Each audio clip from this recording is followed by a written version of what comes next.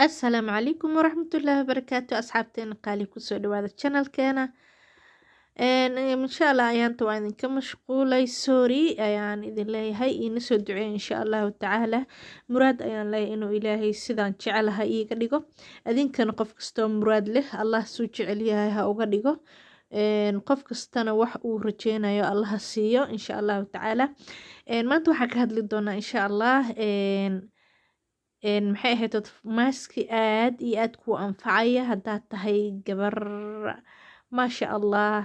jecel wejigeeda inay maxay ahayd mar walba clean u ahaada ama nadiif u ahaada asxaabteena nagu soo birtan waxaan leenahay soo dhawaada gacmo furan ku soo dhawaada asxaabteena hore noola joogtan waxaan leenahay haddee adinku waa gurigiinii sinila sii jooga insha Allahu tacaala adinka ayaa wax idinku nahay noona sii sheer gareeya maasha Allah maaska keena maanta wuxuu ka kooban yahay waa 3 shay oo aad iyo aad ugu wanaagsan skinka first waxaa waayay waa warango qof kasta say u taqaano warangada xalwada lagu darsado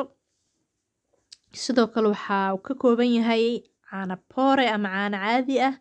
iyo green tea ama caleenta cagaaran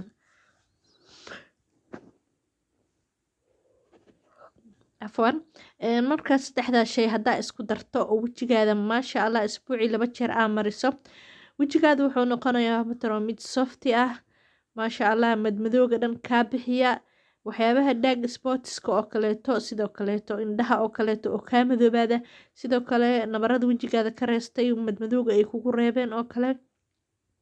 aad ayay ula dagaalantaa maskigan green tea aad ayay u wanaagsan tahay waad garanaysaan sidoo kaleeto warangadana waxay ka baabi'inaysaa wax allaale wax effect oo wejigaada maxay ahayd uu leeyahay sida daloolka oo kaleeto madmadowga oo kaleeto age-ka oo kaleeto xitaa way la dagaalantaa iyo caana booraha maasha Allah saddexdaasi haddaa isku darsato wejigaada isbuuci 2 jeer ama 3 jeer aad marsato wejigaada waa laga dareemaya maasha Allah cadaanna way ku siinaysaa maasha Allah oo warangada waxay leedahay cadaan ayay jirka siisaa ama wejiga marka saddexdaas shay waad uga maarmaysaa waxyaabo fara badan oo suuqa aad kasoo iibsan lahayd waxaana laga yaabaa inuu gurigaada intaas aad ka helaysid caano boore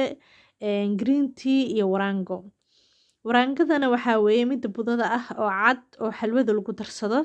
inta badan meelaha lagu gado maxay ahayd raashinka oo kaleeto ama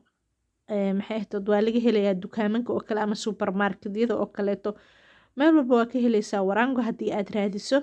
sidoo kale green tea waa la isticmaalaa caano boorana ama caanaha caadiga guri walba ayaa laga cabaa maasha Allah soo tijaabiyey gabdho waa maaski aad wejigaada kugu wanaagsan sidoo kalena wuu kuu taagayaa oo anti aging ayaa ku jira wejigaada hadduu dabac kaa yahay oo kaleeto ama da-da kugu soo dadegtay oo kaleeto aad ayuu kuu caawinayaa soo dhawaada mar walba quruxdiina ayaan jeclaha aniga